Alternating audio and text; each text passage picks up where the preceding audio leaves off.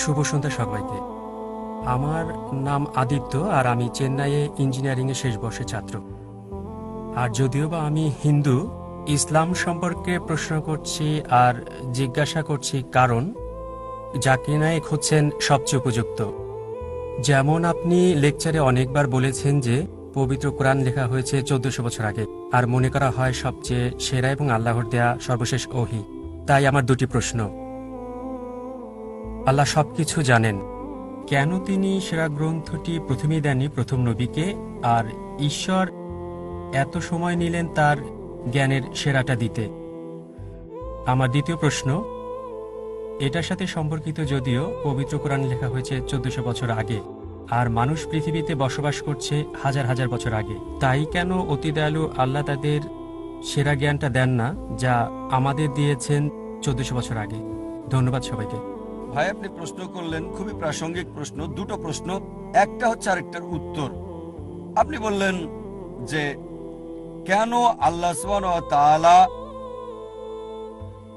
এই চূড়ান্ত বার্তা দিলেন 1400 বছর আগে, প্রথম মানুষ থেকে কেন দেননি? আর দ্বিতীয় অংশ একই প্রশ্নের উত্তর, যে 1400 বছর আগে যে লোকজন ছিল তাদের ব্যাপারে কি হবে? তারা কোরআন থেকে বঞ্চিত। আল্লাহ যদি অতি দয়ালু, অতি মহান, অতি ক্ষমাশীল হন, তাহলে 1400 বছর আগের লোকজন কি বঞ্চিত হয়নি? খুবই ভালো প্রশ্ন করেছেন। আপনার প্রশ্নের উত্তরে বলছি, আমার ছেলে আমাকে বলল, আব্বা, বাবা, তুমি চাও আমি ডাক্তার হই, তাহলে কেন নার্সারিতে প্রথম শ্রেণীতে, দ্বিতীয় শ্রেণী, তারপরে স্কুল কলেজে ভর্তি করালে? আমাকে বলো তো, সরাসরি মেডিকেল কলেজে ভর্তি করালে না কেন? যদি আমার ছেলেকে ডাক্তার বানাতে চাই, আমি সরাসরি তাকে মেডিকেল কলেজে ভর্তি করাতে হবে না। প্রথমে তার জন্য ক্ষেত্র তৈরি করতে হবে। প্রথমে সে প্রি প্রাইমারি স্কুলে যাবে, তারপর স্কুলে যাবে, স্ট্যান্ডার্ড 1, এভাবে স্কুল পাস করবে, তারপর হাই স্কুলে যাবে, তারপর কলেজ, যখন যোগ্যতা অর্জন করবে তখন মেডিকেল কলেজে যাবে সে। একইভাবে সর্বশক্তিমান আল্লাহ, যিনি অদৃশ্য জ্ঞানের মালিক, যার সকল কিছুর জ্ঞান আছে, মানব জাতির ব্যাপারে যিনি জানেন, তাই এটা বলা হয়েছে পবিত্র কোরআনে সূরা রাদ অধ্যায় নম্বর 13 আয়াত নম্বর 38। আল্লাহ বলেন, লিকুল্লি আজলিন কিতাব। কিতাব দেওয়া হয়েছে প্রত্যেক যুগে, প্রত্যেক সময়ে। কোরআনে 4টার নাম বলা হয়েছে, তাওরাত, জাবুর, ইনজিল এবং কোরআন। অনেক কিতাব নাজিল করা হয়েছে।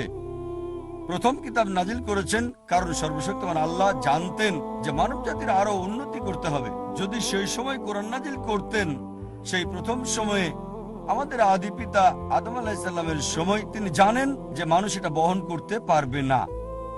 এ কারণে যে কিতাব কোরআনের আগে এসেছে, মানে ইনজিল, এখন হলো বাইবেল, যদিও আমরা বাইবেলকে ইনজিল বলে মনে করি না, তবে বাইবেলের কিছু অংশ হয়তো ঈশ্বরের বাণী।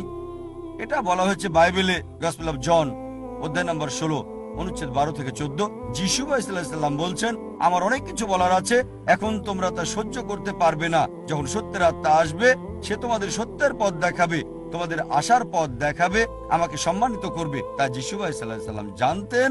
তারপরও তিনি বলেছেন, তোমরা তা সহ্য করতে পারবে না, এজন্যই সর্বশেষ এবং চূড়ান্ত নবী আসবে, সে তোমাদের আশার পথ দেখাবে। এভাবে সর্বশক্তিমান আল্লাহ ভালোভাবেই জানতেন কোন সময়টা সর্বশেষ ও চূড়ান্ত বার্তা কোরআন নাজিলের উপযুক্ত সময়, আর সেটা ছিল 1400 বছর আগে। এবার আপনার দ্বিতীয় প্রশ্নে আসি, কোরআনের আগের লোকজনের কি হবে? তাদের ব্যাপারে বলি, আমার ছেলে যদি ক্লাস 1-এ পড়ে, তাকে মেডিকেল কলেজের প্রশ্নপত্র দেওয়া হবে না, ক্লাস 1-এর প্রশ্নই তাকে দেওয়া হবে। যদি হাই স্কুলে যায়, হাই স্কুলের প্রশ্নই তাকে দেওয়া হবে, তারপর জুনিয়র কলেজ। ঠিক একইভাবে সর্বশক্তিমান আল্লাহর মূল বার্তা সব গ্রন্থেই, সব কিতাবে, প্রথম থেকে শেষ কিতাব কোরআন পর্যন্ত একই, অর্থাৎ এক আল্লাহকে বিশ্বাস করতে হবে, একমাত্র তাঁরই ইবাদত করতে হবে।